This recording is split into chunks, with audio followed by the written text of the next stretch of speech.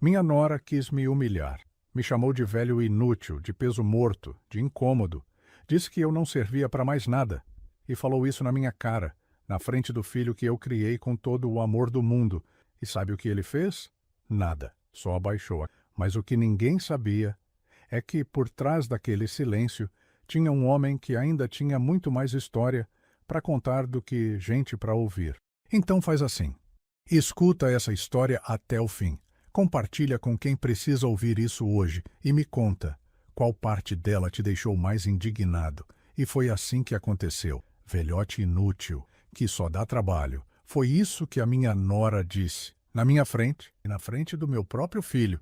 Eu estava sentado no sofá, com a coberta nas pernas por causa do frio nos ossos, quando ouvi aquelas palavras saindo da boca, secas, cruéis, como se eu fosse um peso morto jogado no canto da sala. E o que me matou por dentro foi ver que o Gabriel ouviu, e não falou nenhuma bronca, nenhum respeita o meu pai. Só abaixou a cabeça e ficou em silêncio. Mas o que ela não sabia é que a empresa onde trabalhava era minha. A sala com ar-condicionado, o crachá dourado no pescoço, os relatórios importantes que ela assinava toda semana, tudo aquilo só existia porque um dia eu sonhei e construí com as próprias mãos. E mesmo assim, mesmo sabendo de tudo o que eu tinha, eu fui como um... Meu nome é Antônio, 72. Fui professor universitário por mais de 30 anos. Dei aula em faculdade pública, particular, em cursinho e até em presídio. Acredita? Sempre fui apaixonado por ensinar. Nunca fui homem de ostentação nem de aparecer. Preferi uma boa conversa num bar com ex-alunos a qualquer prêmio ou homenagem. Com o tempo, criei minha própria consultoria. Pequena no começo, mas com muita ética, muita entrega. Meus filhos cresceram vendo isso. O mais velho, André, acabou indo para outro estado. Abriu seu próprio caminho. E o Gabriel, o mais novo, sempre disse que queria seguir meus passos. Trabalhou comigo desde cedo. E eu, bobo que fui, acreditei que ele realmente entendia o valor do que a gente construiu junto. Quando ele conheceu a Júlia, minha nora, eu abri os braços para ela. Achei que ela fosse somar. Jovem, inteligente, educada. Pelo menos na frente dos outros. Me esforcei para tratá-la como filha. Dei entrada na casa onde eles moram hoje. Paguei parte da lua de mel. E quando ela quis trabalhar, fiz questão de colocar na empresa, no setor administrativo. Não como favor, mas porque ela tinha competência. Ou pelo menos parecia ter. O problema é que, com o tempo, certas máscaras vão caindo. Quando tive um pequeno AVC, coisa leve, mas que exigia repouso, os meninos decidiram que eu devia ficar um tempo na casa do Gabriel e da Júlia, para facilitar os cuidados, já que a casa deles era térrea e perto do hospital. Aceitei com certa resistência. Sempre gostei da minha independência, mas fui, levei uma mala pequena, meus remédios, meu caderno de anotações e o coração aberto. Achei que seria um período de descanso, de aproximação, mas foi ali que tudo começou. Nos primeiros dias, tudo parecia cordial. Júlia fazia café, Gabriel me levava às consultas. Mas bastaram 2 semanas para a atmosfera mudar. As conversas diminuíram, os gestos gentis sumiram e os olhares eram de impaciência, de incômodo. Como se a minha presença fosse um erro. Eu percebia, mas tentava ignorar. Até que aquela noite chegou. Eu estava lendo um jornal na sala, com a TV ligada bem baixinho, quando ouvi os dois na cozinha. Ela falava alto, sem nem se importar se eu podia ouvir. Ele não faz nada, só fica ali parado, com aquela cara de quem espera ser servido. Esse velhote inútil só... A gente não tem paz dentro da própria casa. E o meu filho, presente, de corpo e de ouvido. E mesmo assim, não falou nada, nem uma palavra. Na hora, eu não consegui reagir. Só fechei o jornal e fiquei ali, fingindo que não escutei. Mas por dentro, uma parte de mim se quebrou, porque uma coisa é a gente ser desprezado, outra é ser ignorado a vida inteira. Fui eu quem ensinou o Gabriel, fui eu quem ficou acordado quando ele teve febre, fui eu quem palestrado, casamento. E agora, eu era só um estorvo na casa dele. No dia seguinte, pedi para ir embora. Disse que queria o meu canto, as minhas coisas. Gabriel ficou sem jeito. Perguntou se tinha acontecido algo. Eu respondi com o que ainda me restava de dignidade. Nada, filho. Só tô com saudade da minha casa. Ele me deixou, me abraçou meio sem força, como quem entrega um pacote, e a Júlia nem apareceu para se despedir. Voltar para minha casa foi como respirar de novo. Sentei na minha poltrona, coloquei uma música instrumental que eu gostava e chorei. Não de raiva, mas de luto. Era o luto por uma relação que eu achava que era firme, mas era só aparência. Uma relação onde o amor parecia ser verdadeiro, mas era interesse. E mesmo com tudo isso, eu não desejava o mal de ninguém. Eu só queria paz. Passadas algumas semanas, voltei a trabalhar, aos poucos, claro, mas estava lúcido, com energia e pronto para tocar as coisas do meu jeito. Foi aí que comecei a prestar atenção na Júlia de novo, agora como chefe. Ela continuava lá, firme na empresa, agindo como se fosse peça-chave de tudo. O que ela não sabia é que, desde o início, todas as decisões passavam por mim. Tudo. Até o relatório que ela tanto se orgulhava de ter feito era revisado pela minha caneta. Eu via tudo, sabia tudo, só esperava a hora certa. Mas eu não sou sou homem de silêncio. E quando a vida nos bate, às vezes é ela mesma que nos entrega a resposta, se a gente tiver paciência para esperar. E foi isso que eu fiz. Esperei, observei. E no fundo do meu coração, eu já sabia. Ela tinha cruzado uma linha, mas o destino... o destino ainda tinha dado umas cartas na manga. A dor de ser chamado de inútil é grande, mas a dor de ser esquecido por quem você mais ama é maior ainda. E se você já passou por algo assim, você me entende. Então, o que você faria de diferente se estivesse no meu lugar? E me diz nos comentários de onde você está me ouvindo. E se ela está tocando o teu coração, compartilha com alguém que precisa ouvir isso. Tem gente que acha que ficar velho é virar invisível, que depois de uma certa idade a gente não tem mais voz, nem vontade, nem valor, como se a gente fosse só uma sombra caminhando dentro da... Mas deixa eu te contar uma coisa, não é porque a gente fala baixo que a gente não escuta, não é porque a gente anda devagar que a gente não enxerga, e não é porque a gente se cala que a gente aceita. Depois daquele dia na casa do Gabriel e da Júlia, algo mudou dentro de mim. Não foi raiva, foi um silêncio diferente, um silêncio cheio de lucidez, porque quando a gente é machucado por quem a gente ama, o coração da gente não se enche de ódio, ele se esvazia de ilusão. E aí, voltei a trabalhar devagar, comecei indo só 2 vezes por semana. Me sentava na minha sala, a mesma de sempre, com minha estante, meus livros, minhas plantas, e observava. O tempo tinha passado, claro, mas a cabeça continuava. Eu sabia exatamente onde estavam os erros, as falhas, as distâncias, e aos poucos comecei a me reconectar com a empresa. Os olhos da equipe me olhavam com respeito, com alívio, porque no fundo, todo mundo, mesmo aposentado, era eu quem mantinha. E a Júlia, bem feitos, roupa alinhada, salto alto batendo no piso de madeira. Ela era, eu admito, inteligente, articulada, sabia-se muito comum em quem se acha esperto de... Desprezava, não olhava, não respeitava. E isso, sempre tem.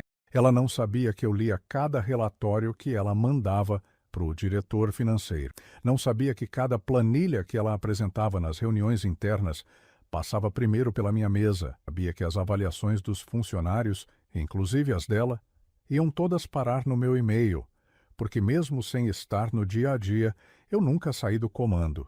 Nunca deixei de ser o dono da empresa que eu fundei com esforço, ética e sacrifício. E quanto mais eu via, mais eu entendia que o problema não era pessoal, era profissional também. Júlia não era só ingrata, era arrogante. Agia como se a empresa fosse dela, como se tivesse subido por mérito sem lembrar quem puxou a escada. E pior, tratava gente boa com desdém. Recebi relatos discretos de funcionários antigos dizendo que ela falava alto com o estagiário, dava bronca desnecessária e até espalhava comentários sobre quem não servia mais. Parecia que ela tinha uma mania de enxergar os outros como descartáveis. E eu?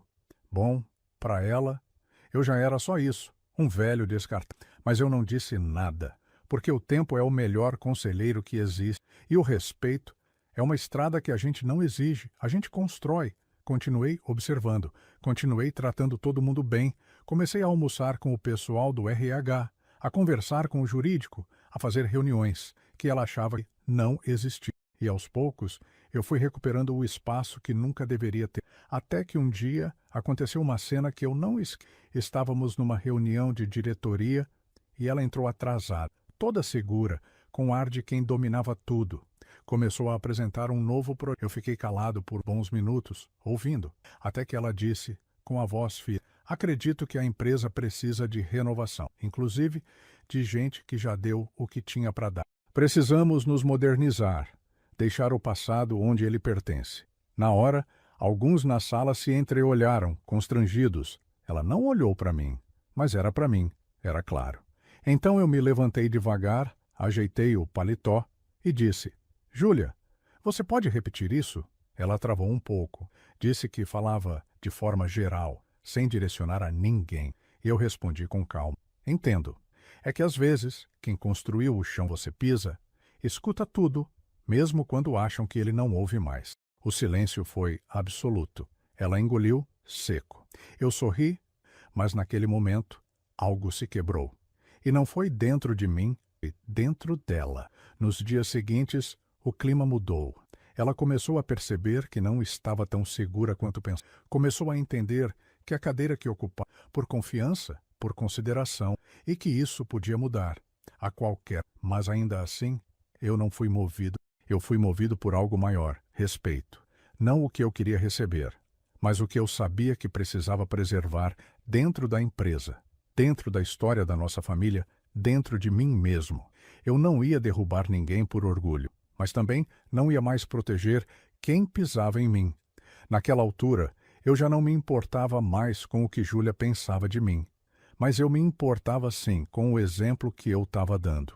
Para os outros, para os netos, para os funcionários mais jovens. Eu precisava mostrar que a idade não tira a autoridade de um homem justo e que a gratidão não é favor, é caráter. E foi aí que eu tomei a decisão, sem raiva, sem pressa, sem escândalo, só com a firmeza de quem sabe que ainda tem o que ensinar. E o que aconteceu depois disso foi uma lição para muita gente. Sabe quando você acorda e percebe que algo mudou?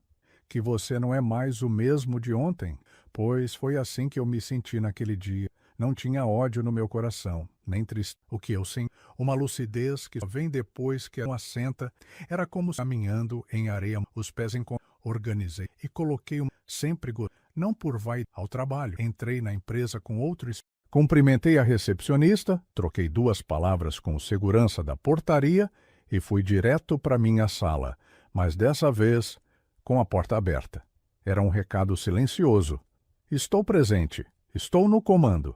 A primeira atitude que tomei foi chamar o jurídico, sem alarde. Pedi um relatório completo de desempenho dos últimos 6 meses, todos os departamentos. Queria entender como estavam as coisas sem o filtro de ninguém. E pedi, discretamente, que incluíssem ali uma análise da atuação de Júlia. Tudo baseado em fatos, números, relatórios, nada pessoal. 2 dias depois, os dados chegaram. E ali, preto no branco, estava tudo o que eu precisava ver. Júlia era competente, sim, mas tomava decisões sem consultar superiores. Tinha uma taxa alta de reclamações internas e havia iniciado um processo de corte de funcionários mais antigos, sob justificativa de renovação estratégica. O detalhe é que esses funcionários eram os que tinham mais tempo de casa, os mesmos que me ajudaram a levantar aquela empresa do zero. E aquilo, para mim, foi a gota. Não era só pessoal, era institucional. Ela estava desrespeitando a história, os valores, tudo que eu sempre defendi: lealdade, equilíbrio, e eu não podia mais fingir que não via. No final da tarde chamei o Gabriel. Ele entrou na sala meio desconfiado, como quem já vinha sentindo o clima. Sentei com ele de igual para igual, sem gritar, só com os olhos firmes e a voz tranquila. Falei do relato, mostrei os dados, contei o que me disseram os outros e depois olhei bem no fundo dos olhos dele e perguntei: me diz uma coisa, Gabriel, é isso mesmo que você acredita? Que gente que construiu a base da empresa deve ser dispensada assim, sem nenhum obrigado? Ele tentou. Disse que não sabia de tudo, que não queria se meter. E eu parei ele ali mesmo. Pois é, filho, mas o silêncio também é uma escolha, e você escolheu se calar quando tua mulher me desrespeitou dentro da tua casa. E agora você se cala enquanto ela desmonta os valores que você mesmo aprendeu com ele. Ficou mudo. Pela primeira vez, acho que ele me viu, não como o pai frágil dos, mas como o homem que construiu o chão onde ele pisa. Eu não pedi que ele, mas pedi que ele lembrasse quem ensinou ele a ser quem é. Naquele mesmo dia, convoquei uma reunião com o conselho administrativo. Era pequena, interna, só os donos e os gestores principais. Coloquei na mesa todos os relatórios, mostrei os pontos positivos, os negativos, e propus uma reformulação. Júlia seria transferida de setor, deixaria a coordenação estratégica e passaria para uma área técnica, onde responderia diretamente à diretoria, sem autonomia total. Não era demissão, era realocação, uma forma de manter o respeito, mas recuperar o rumo. Quando ela soube, entrou na minha sala no dia seguinte. A porta nem bateu. Entrou com os olhos duros, a voz travada. Isso é pessoal, não é? Eu respirei fundo e disse, não, isso é institucional. Pessoal? Foi o que você fez dentro da sua casa. Ela ficou em silêncio. Pela primeira vez, sem resposta pronta. E eu continuei. Eu não sou seu inimigo, mas também não sou mais teu escudo. Você tem capacidade, mas perdeu a humildade. E aqui, humildade é regra, não é favor. Ela saiu da sala sem dizer mais nada. E eu ali, sentado, olhando pela janela, pensei, talvez agora ela entenda. Não se trata de rebaixar, mas de ajustar. Quem não respeita a história não pode liderar o futuro. Os dias seguintes foram mais silenciosos. A movimentação da empresa mudou. Alguns vieram me agradecer por ter intervido. Outros só abaixaram a cabeça. E eu segui. Fiz questão de conversar com cada funcionário mais antigo, ouvir histórias, dar voz. Porque é assim que se levanta qualquer coisa sólida. Com escuta, com presença, com verdade. Gabriel ficou mais introspectivo. Começou a me procurar mais. Perguntava se eu queria almoçar, se precisava de algo. Eu aceitava, mas sem pressa. A confiança, quando quebra, não volta rápido. A presença dele era um passo, mas ainda faltava o gesto, a palavra, o arrependimento. E mesmo assim, eu não esperava mais, porque agora eu já não vivia esperando amor. Eu vivia oferecendo dignidade. Talvez seja isso que a velhice ensina, a entender que a gente não controla o que os outros fazem com o que a gente dá. Mas a gente sempre pode decidir o que faz com o que nos tiram. E eu escolhi não me apequenar. Depois daquilo tudo, a empresa entrou num ritmo mais calmo. O clima já não era mais de tensão no ar. A Júlia continuava lá, mas agora num canto mais discreto, cuidando de planilhas, relatórios, coisas técnicas, sem decisão grande nas mãos. Ela fazia o trabalho dela, sem me olhar nos olhos. E eu deixava. Não era por orgulho, era por proteção. Às vezes, quando a convivência vira veneno, o melhor antídoto é a distância controlada. O que me chamou a atenção mesmo foi o Gabriel. Começou a mudar, primeiro com os olhares. Ele passou a me olhar de outro jeito. Não como se eu fosse um incômodo, mas como se estivesse lembrando de alguma coisa que ele tinha esquecido. Depois, com os gestos, trazia café na minha sala, comentava de algum artigo novo da área. E até um dia, apareceu com uma foto velha nossa de quando ele era menino, em cima da bicicleta que eu mesmo montei com peças. Lembra disso, pai? Eu sorri, peguei a foto. Claro que lembro. Tu caiu 3 vezes antes de parar em pé. Mas foi um riso tímido, envergonhado. Um riso de quem estava buscando um jeito de voltar, sem saber se ainda podia. Mas olha, reconciliação entre pai e filho não começa com palavras, começa com silêncio, com aquele silêncio que não pesa, que não acusa, mas que escuta. E foi isso que eu decidi fazer, escutar o tempo dele, a forma dele, a consciência dele. Teve um dia, saindo da empresa, que ele me ofereceu carona, aceitei. No caminho ele ficou quieto um tempo, e aí disse, quase num sussurro, pai, eu vi o relatório, eu vi o jeito que a Júlia tratava o pessoal. Eu devia ter me mexido antes. Eu só olhei para frente. O trânsito estava parado, mas a cabeça da gente estava em movimento. E respondi, A gente erra, filho, mas o pior erro é fingir que não errou. Ele ficou calado de novo. O sinal abriu e o carro andou. Mas dentro daquele carro, alguma coisa tinha mudado. O orgulho tinha baixado a guarda. A vergonha tinha começado a virar arrependimento. E para mim, aquilo já era muito. Nos dias seguintes, ele continuou tentando. Me chamava para almoçar com ele, sem a Júlia. Me convidava para ver um jogo na casa dele. E eu fui aceitando, não por obrigação, mas porque lá no fundo eu ainda era pai. É ter o coração sempre entreaberto, mesmo quando a porta está trancada. Teve um domingo que ele apareceu na minha casa com o neto. O pequeno Lucas, de 6 anos, com os olhos curiosos e aquele jeito de quem ainda não sabe das feridas dos adultos, trouxeram um bolo simples e sentamos na varanda. Gabriel ficou me olhando interagir com o menino. E de repente soltou: eu nunca te agradeci. Eu continuei com o neto no colo e só disse: agradecimento é bom, filho, mas não é o que eu mais queria. Era que você me defendeu. Só isso. Ele engoliu seco. E naquele silêncio dele, eu vi que doeu. Mas eu não queria machucar. Eu só queria que ele soubesse. Porque às vezes, o que corrói a relação entre pai e filho não é o que foi feito. É o que foi deixado de fazer. A Júlia, nesse tempo todo, seguia distante. Cordial, mas fria. Nunca pediu desculpa, nunca reconheceu nada.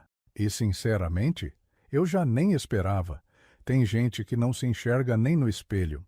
E a gente aprende que não dá para ensinar humildade para quem se acha maior do que o mundo. Mesmo assim, eu decidi não criar guerra. Continuei firme na empresa, próximo dos funcionários, fazendo o que sempre fiz, liderando com presença. E aos poucos, Gabriel voltou a ser meu parceiro, a trabalhar comigo com troca de verdade, com atenção. Às vezes, eu via nos olhos dele aquele menino de antes, aquele que me ouvia com a...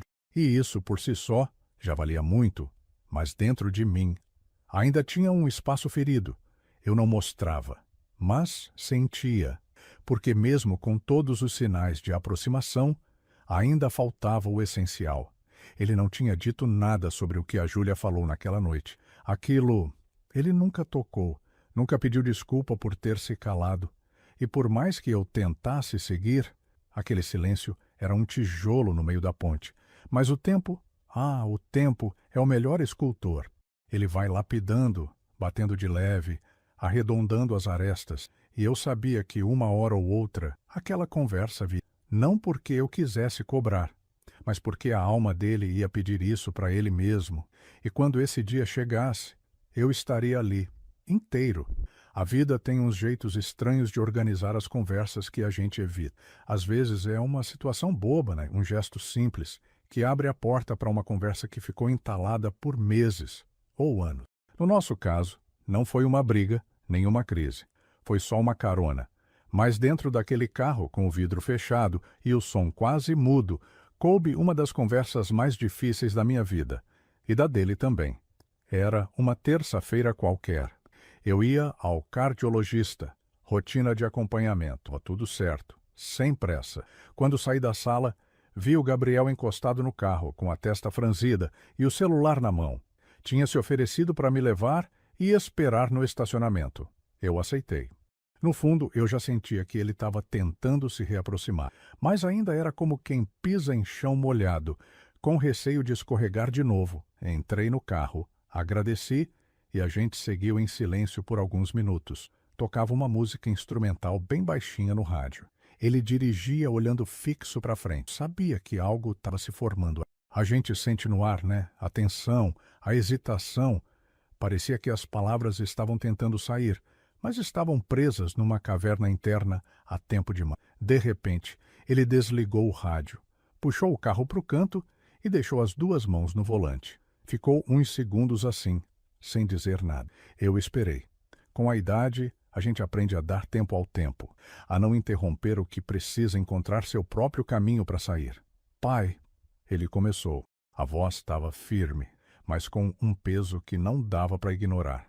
Eu devia te defendido. Aquele dia, eu devia ter falado alguma coisa. O ar do carro pareceu pesar, de repente, mas eu continuei quieto. Não era hora de cortar.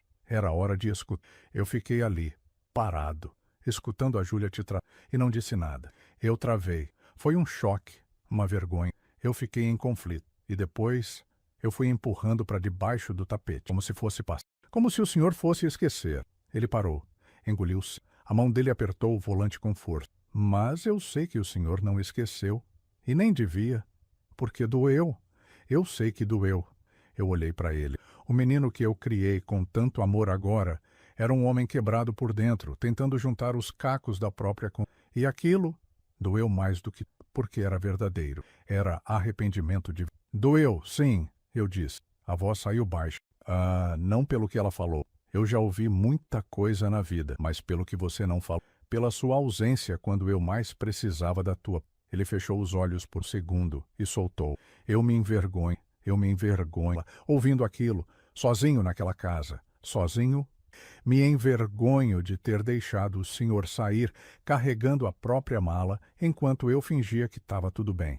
O silêncio depois disso era pesado, mas não sufocava. Era o silêncio da vida. Eu não esperava que você brigasse com ela, mas esperava que olhasse para mim, que dissesse alguma, que mostrasse que eu ainda tinha um lugar naquela casa. Porque ali eu entendi que eu tinha um lugar no sofá, mas não no coração. Gabriel virou o rosto devagar. Os olhos estavam vermelhos, mas não de raiva, de culpa. E o pior é que eu nunca achei que fosse acontecer isso. Eu sempre te admirei, pai. Sempre. Mas parece que, quando a gente cresce, começa a achar que os pais viram imortais, que aguentam tudo, que não sentem mais, que viram móveis, parte da casa.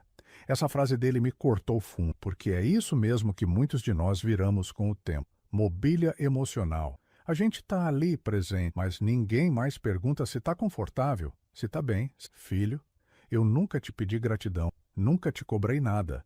Consideração. Só isso. O mínimo. Porque quando a Júlia falou daquele jeito, ela não falou só para mim, ela falou por vocês dois. E o teu silêncio assinou junto. Ele assentiu. Um gesto quase infantil de quem se sentia pequeno. Me perdoa, pai? Foi seco, direto, sem floreio. Um pedido real, que não vinha da culpa só, vinha do amor. Do amor que ele mesmo tinha esquecido por um tempo, mas que estava ali, acordando aos poucos. Eu olhei para ele. Vi no rosto dele o mesmo menino que caiu da bicicleta e veio chorando, com o joelho ralado, dizendo: pai, me ajuda. E ali... Ele era o mesmo menino, só que agora o machucado era por dentro. Eu te perdoo, Gabriel, porque eu também erro. Também me calei quando devia ter falado. Quando você se distanciou, eu não fui atrás. Quando percebi que você estava mudando, eu não bati na tua porta. Fiquei esperando demais. Ele fez que não, com a cabeça. Mas o senhor tinha motivo. Eu não. Motivo, todo mundo. O que diferente faz depois do erro? Ele ficou olhando para frente e, de repente, a Júlia disse que pedir desculpa para o senhor que isso é desprezo pela... Se ser fraco é reconhecer os próprios erros, então o mundo precisa de mais fraco e menos gente que finge que está certa, só para manter o... Ele riu, de leve, um riso triste, um sinal de... Sabe o que é mais irônico, pai? A Júlia trabalha na empresa que o senhor criou, vive da estrutura que o senhor construiu, e mesmo assim te trata como se fosse um peso morto, como se o senhor tivesse passado da validade. Eu olhei para ele e disse: ela pode não me respeitar, mas você sabe quem eu sou, e isso já me basta. No caminho de volta, o silêncio veio mais leve, um silêncio de quem entendeu, de quem se viu no espelho de verdade. Nos dias que seguiram, Gabriel me procurou mais, me escutou. Começamos a reconstruir sem pressa, tijolo por tijolo. Confiança não se recupera com um desculpa, mas começa ali. Começa quando a dor é olhada de frente. A Júlia continuava ausente, educada, mas fria. No trabalho, seguia suas tarefas com distância. Em casa, eu soube por outras pessoas. A relação deles já andava por um fio. Mas isso não era meu papel resolver. Eu podia ser pai do Gabriel, mas marido da Júlia? Não. O importante era que, depois de muito tempo, meu filho tinha me olhado nos olhos. Eu tinha olhado ele de volta, de verdade, sem orgulho, sem mágoa, travando a garganta. Foi ali, naquele carro, que a ponte começou a ser e dessa vez, sem as rachaduras de antes. Às vezes, a vida coloca nos nossos braços aquilo que o mundo inteiro tirou da gente. Foi o que eu senti no dia em que o Gabriel me deixou com o Lucas por uns dias. Não era nada definitivo ainda, só uma semana em que ele precisava ficar um pouco sozinho, respirar, pensar. A Júlia tinha ido passar uns dias na casa da irmã, e o Lucas...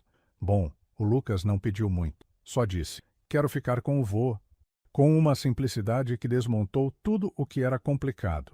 Chegou com uma mochilinha azul, os tênis ainda sujos do colégio, o cabelo meio bagunçado e os olhos cheios de curiosidade. O Gabriel o deixou na porta, abaixou-se, deu um beijo na testa dele e disse, se comporta, campeão, e escuta bem o vovô. E aí olhou para mim e pela primeira vez em muito tempo falou uma frase curta, mas pesada. Ele está em melhores mãos do que comigo agora. Fiquei parado com aquilo no peito enquanto via o carro do Gabriel sumir na rua. E então voltei meus olhos para o menino. Lucas me olhou como quem já sabia que ali era lugar seguro e entrou em casa como se fosse dele. Na primeira noite, a gente jantou pão com queijo e banana picada. Não por falta de comida, mas porque ele disse que era o jantar preferido do vovô e quis fazer igual. Sentamos à mesa, ele falando pelos cotovelos, me contando coisas que só criança sabe contar. O dente que quase caiu, o amigo que tem um cachorro, a professora que usa óculos engraçado, e eu ali, ouvindo tudo, rindo com ele. Mas por dentro, uma parte de mim ia se curando em silêncio. A rotina dos dias seguintes foi simples, mas cheia de significado. Ele acordava cedo, me chamava antes do despertador, corria pela casa, pedia café com leite, me esperava trocar de roupa para fazermos a caminhada da manhã. Eu diminuía o passo, claro, e ele se adaptava. Nenhuma pressa, nenhum tédio. Um menino de 6 anos ensinando para mim que o tempo não é o inimigo, é o campo onde a gente planta tudo que vale a pena. Teve uma tarde em que ele veio com a caixa de ferramentas na mão, dizendo que queria consertar alguma coisa com o vovô. Acabamos desmontando um ventilador velho que nem funcionava. Passamos horas tentando descobrir como era por... No fim, não consertamos nada, mas montamos algo que eu nem sabia que ainda pude. Memória, um pedaço de tempo que ele, um dia, vai lembrar com um sorriso no rosto e que para mim virou um remédio, um que nenhum médico receita. À noite, antes de dormir, ele me pedia histórias, não da TV, da minha vida, e eu contava. Contava como era a minha infância, como conheci a avó dele, como criei o pai dele com muito mais amor do que estrutura. E ele ouvia com atenção. Às vezes ria, às vezes fazia perguntas sérias. Um dia perguntou, vô, por que meu pai ficou triste? Fiquei em silêncio por uns segundos. Pensei se devia responder, mas ele já sabia, de algum jeito, porque às vezes a gente se... não por fora, mas por dentro, e aí demora um pouco. Ele olhou para mim com aqueles olhos pequenos, mas atentos, e respondeu, quando eu me machuco no joelho, o senhor passa remédio. Quando machuca por dentro, o que passa? Eu sorri. Mexi no cabelo dele com carinho e disse, amor, meu filho, só amor. E tempo. Ele deitou a cabeça no travesseiro e dormiu em menos de 5 minutos. Mas eu fiquei ali sentado, na beira da cama por um bom tempo. Porque naquela pergunta, o Lucas tinha me devolvido algo que eu nem sabia que ainda esperava. Sentido. Porque criar filhos é lindo, mas criar netos é quase como ganhar uma segunda chance com a vida. No terceiro dia, o Gabriel veio jantar com a gente. Trouxe frango assado, refrigerante e um saco de pão francês. O Lucas correu para ele, abraçou forte e depois voltou para a mesa, como se fosse tudo normal. E de fato estava começando a ser. Durante o jantar, o Gabriel me olhou com um misto de alívio e gratidão. Ficou em silêncio por um tempo, até que soltou. Nunca vi ele tão calmo. Nem quando a gente estava bem. Eu olhei para o Lucas, que estava concentrado em espremer o ketchup no prato, e respondi. Ele só precisava de espaço para ser criança, sem grito, sem silêncio gelado, sem tensão no ar. Criança sente tudo, Gabriel, e às vezes sente antes de entender. Ele assentiu com a cabeça, comeu mais um pedaço de frango. E depois disse, se eu tivesse aprendido isso antes, talvez muita coisa tivesse... Não precisei... O que tinha que ser dito, já estava dito. Naquela noite, o Gabriel deixou Lucas dormir lá de novo. Disse que ele mesmo... E eu respeitei. Não tentei interferir nem aconselhar. Aprendi com o tempo que conselhos dados fora de hora viram acusação. E o Gabriel não precisava de paz, a mesma paz que o filho dele estava encontrando ali. Durante aquela semana, eu me redescobri, não como ex-pai nem como idoso aposentado, como homem, como alguém que ainda tem muito para dar, alguém que, mesmo depois de ter sido colocado. E o Lucas, sem saber esforço, me ensinou que a gente não precisa lembrar do bastante para alguém. Ele me fez lembrar quem, não o chefe da empresa, não o homem que foi chamado de velhote inútil, mas o Antônio, o avô, aquele que tem história, que tem valor, que tem um lugar. E foi ali que eu entendi. O que a Júlia tentou tirar de mim com palavras, meu neto me devolveu com silêncio, com afeto, com aquele jeito leve de quem não cobra, só ama. Tem gente que só entende a linguagem do limite, a do amor, do afeto, da consideração. Passa direto como vento em parede, mas quando o limite chega, a conversa muda. E foi isso que aconteceu com a Júlia, porque depois de tudo o que passou, depois do Gabriel se afastar, depois do Lucas vir morar comigo por uns dias, eu achei que ela fosse recuar, refletir, talvez até procurar um caminho de reconciliação com respeito. Mas não. Ela fez o que muita gente faz quando perde espaço. Tentou recuperar por fora, no silêncio, no escuro. Começou com movimentações pequenas, que só quem conhece bem a casa percebe. Ligou diretamente para 2 gerentes da empresa, de nova, que não conhecia direito a história toda, e propôs alterações nos relatórios de desempenho. Coisa sutil, números que pareciam ser ajustes, nada gritante, mas que, no papel, mudava o cenário, resolvendo mais e liderando melhor. Uma tentativa de se reposicionar como alguém excêntrico, mas o problema não era tentar, o problema era usar o... Soube disso não pelos gerentes, que nem imaginavam que estavam sendo usados, mas por uma funcionária do RH, discreta, antiga, daquelas que me chamam de Seu Tonho, desde o tempo da primeira sede. Ela me chamou no café da manhã da empresa, sentou perto e baixinho soltou: Seu Tonho, acho que estão tentando puxar o tapete do senhor, só para avisar, porque respeito é coisa que a gente entrega para quem merece. Na hora, só agradeci, mas por dentro me organizei, não com raiva, nem com medo, mas com a firmeza de quem sabe que o tempo de abaixar a cabeça. Fui até minha sala, pedi um levantamento completo de alterações nos relatórios da área, que a Júlia ainda tinha acesso. Pedi também os e-mails enviados nas últimas semanas, só os corporativos, nada pessoal. Tudo documentado dentro da política da empresa, e ali com calma fui montando o quebra-cabeça. O que vi não me surpreendeu, mas me decepcionou. Júlia ainda estava tentando mostrar serviço, não com entrega real, mas com controle de narrativa. Estava pressionando discretamente os setores para que parecessem desorganizados sem ela, plantando dúvidas sutis, tentando provar que, com ela, era melhor. Era o velho jogo de manipular para manter o trono, mas o trono dela nunca foi dela, foi emprestado. Por confiança, por respeito ao meu filho, e ela tinha cuspido em cima de tudo isso. No fim da tarde daquele mesmo dia, chamei uma reunião discreta com o conselho, apenas com os diretores mais antigos. Mostrei os documentos, relatórios alterados, sem justificativa técnica, e-mails pressionando decisões que não cabiam mais a ela. Não acusei, não gritei, só coloquei na mesa e disse: a confiança foi quebrada. De novo, todos entenderam e me perguntaram o que eu pretendia fazer. Minha resposta foi simples: responder à altura, com dignidade, mas com clareza. No dia seguinte, pedi que a Júlia fosse chamada à sala de reunião. Quando ela entrou, percebi que não esperava aquilo. Achava que ainda controlava alguma parte do tabuleiro. Veio com pose, salto alto, olhar calculado. Sentei-me à frente da mesa. Não como sogro, mas como presidente do conselho. Falei com calma. Mostrei os dados. Li os e-mails. Apontei os relatórios. Cada vírgula, cada linha. E sem alterar o tom disse: você teve muitas chances. E escolheu usar todas elas para manipular, desrespeitar e tentar inverter as coisas a seu favor. Aqui dentro não tem mais espaço para esse tipo de comportamento. Ela tentou se justificar.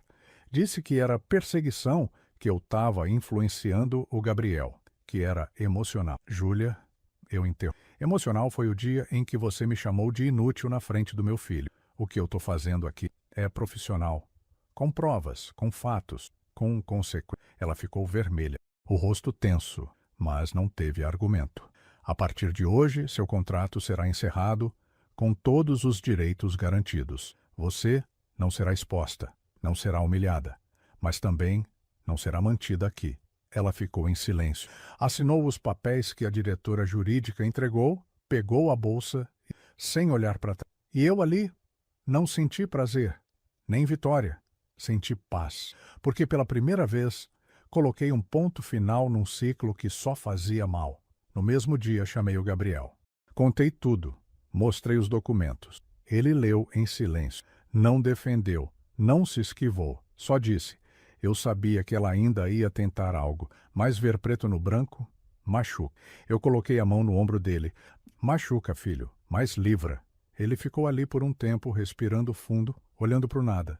Depois disse: obrigado por ter feito do jeito sem raiva, sem rebaixar, só com verdade. É o único jeito que eu sei. Eu não lido com gente, eu lido com valores. E ela não tem os que a gente preza. Gabriel ficou mais leve nos dias seguintes. Continuou trabalhando com afinco, mas com um novo olhar. O olhar de quem aprendeu na dor, mas não endureceu o coração. A casa dele já não era mais a mesma. Já não tinha mais a Júlia. Mas também já não tinha mais o silêncio do abandono. Ele voltava para si, voltava para mim, voltava para o filho dele. E isso era o que mais importava. O Lucas percebeu tudo. Criança sente. Mesmo que ninguém diga, eles leem o ar. Continuou morando comigo por mais algumas semanas. Gabriel vinha, buscava, levava, mas o menino preferia ficar comigo e eu deixar, com o coração cheio de algo que fazia tempo que eu não sentia: pertencimento. A sensação de que eu ainda era necessário, não por obrigação, por escolha. E no meio desse turbilhão todo, pela primeira vez em muito tempo, eu comecei a pensar em não só como empresa, mas como homem, como pai, como avô. Como alguém que, mesmo depois de ter sido deixado de lado, teve coragem de ficar de pé. Tem conversa que a gente não marca, ela acontece. Não por querer, mas porque a vida entende quando é hora de encerrar um ciclo de vez. Eu nunca planejei reencontrar a Júlia. Depois da saída dela da empresa, a gente não se cruzou mais, nem no trabalho, nem na rua, nem nas lembranças. O Gabriel seguia a vida dele, mais tranquilo, mais inteiro. O Lucas continuava passando mais tempo comigo. E tudo parecia que ia se acomodando, cada coisa no seu lugar. Mas, como a vida gosta de fazer, aquele ponto final ainda tinha uma vírgula escondida. Era uma quinta-feira. Eu tinha ido resolver uma coisa no banco, nada demais. Quando saí, decidi parar na padaria da esquina, aquela ali que eu frequentava desde que me mudei para o bairro, onde os funcionários já me chamavam pelo nome e guardavam o pão integral que gostava. Entrei, pedi meu café e 2 pães de queijo, sentei na mesa do canto. Estava tranquilo, saboreando aquele momento simples, quando ouvi o sininho da porta tocar. Levantei os olhos e lá estava ela, Júlia. Entrou apressada, pegando o celular na bolsa, falando com alguém no fone de ouvido. Mas no segundo em que os olhos dela cruzaram com os meus, o mundo pareceu. Ela hesitou, tirou o fone e ficou ali, uns segundos longos. Eu poderia ter desviado o olhar, poderia ter voltado para o meu café como se nada fosse, mas não fiz. Mantive o olhar firme, não de provocação, mas de presença. Ela andou devagar até o balcão, pediu algo e, para minha surpresa, se virou e veio até mim. Posso sentar? Fiz um gesto com a mão, indicando a cadeira à minha frente. Ela sentou. Pegou o copo de café, mas não bebeu. Ficamos assim por um tempo. Só o barulho das xícaras e da rua lá fora preenchiam o ambiente. Eu não esperava te ver, ela disse, olhando para a mesa. Nem eu, respondi. Mais um silêncio. E então ela respirou fundo, como quem estava carregando o peso de meses dentro do peito. Eu pensei muito se devia te procurar, depois que saí da empresa, depois de tudo, mas achei que não adiantaria, que o senhor me odiava. Eu olhei para ela, com calma. Júlia, se tem uma coisa que eu não carrego nessa altura da vida, é ódio. Eu só carrego o que me cabe, e raiva ocupa muito espaço. Ela assim e continuou. Eu errei. Sei que errei. Fui arrogante, fria, orgulhosa. Acreditava que tudo o que eu tinha era mérito meu, que eu era indispensável. E pior ainda, me senti maior do que o senhor, e tratei o senhor como se fosse peso, como se não tivesse valor. Isso me dói agora. As palavras vieram firmes, mas sem encenação. Não pareciam ensaiadas, pareciam reais. Quando o Gabriel se afastou, eu achei que fosse só má influência. Depois, vi que era escolha. E aí me vi sozinha. A primeira vez, me vi de verdade. Fiquei olhando para ela, a mesma mulher que um dia me chamou de inútil, agora, com os olhos baixos, a voz embargada, sem escudo. Eu entendi. Ela estava quebrada, como eu estive, como o Gabriel esteve. Cada um ao seu tempo. Júlia, não vou negar que me machucou. Aquela noite doeu como poucas coisas doeram na minha vida. Não por orgulho, mas por decepção. Eu tinha dado tudo. A casa, o trabalho, o cuidado. E em troca, recebi desprezo. Ela fechou os olhos. Um momento só, mas eu via lágrimas, silêncio. Eu sei, e não tem desculpa, só arrependimento. Ficamos ali mais uns minutos, no silêncio que agora não era mais tenso. Era um silêncio de quem estava, tentando costurar o que ainda dava para salvar. Não o relacionamento, mas o respeito. Eu não espero perdão, nem reconciliação, mas precisava te olhar nos olhos e dizer, me desculpa, por tudo, e obrigada, porque sem o Senhor, nem minha vida, nem meu trabalho, nem meu filho existiriam como são hoje. Essa última frase me pegou, porque por mais dor que exista, o reconhecimento acalma, não apaga, mas mostra que alguma lição ficou, porque perdoar é não deixar água mande, mas não confunda isso o que acontece. Tem tempo para uma pessoa com mais verdade, e isso só depende de você. Ela chorou de verdade então, baixinho, pegou o guardanapo, enxugou os olhos, respirou fundo. Obrigada, Sr. Antônio. Mesmo. Ela se levantou, ajeitou a bolsa no ombro e antes de sair disse, se um dia o Lucas perguntar, diz para ele que a mãe dele errou, mas que tentou consertar. Eu assenti com a cabeça. Ela saiu e eu fiquei ali com o meu já frio, o pão de queijo pela metade e o peito leve. Leve de um peso que eu nem sabia que ainda carregava. Naquele dia, quando cheguei em casa, o Lucas correu para mim com um desenho na mão. Era uma casa com 2 pessoas embaixo. Uma de cabelo branco, outra pequena. Ele me disse, eu e você, vovô. A gente mora junto agora. Eu peguei aquele papel e entendi que sim, a gente morava junto, no mesmo teto e no mesmo coração. O tempo é engraçado. Ele não corre nem anda, ele transforma. E a maior transformação da vida da gente não vem quando tudo melhora, mas quando a gente entende que nem tudo vai voltar a ser como era. E mesmo assim, a gente continua. Foi isso que eu aprendi nesses últimos meses, que a vida não devolve tudo, mas dá outras coisas, que os pedaços que quebraram não colam iguais, mas viram outra forma de viver, e que mesmo depois de tudo que eu ainda sou hoje, não porque está em paz. O Lucas ainda mora comigo, pelo menos paz. O Gabriel conseguiu um lugar tranquilo, perto daqui, onde ele reconstrói aos poucos a vida dele, sem pressa nenhuma.